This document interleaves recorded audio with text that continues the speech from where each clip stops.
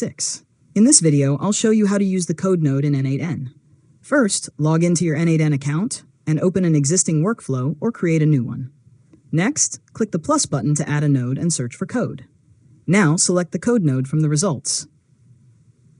After that, choose the execution mode you need, such as run once for all items or run once for each item.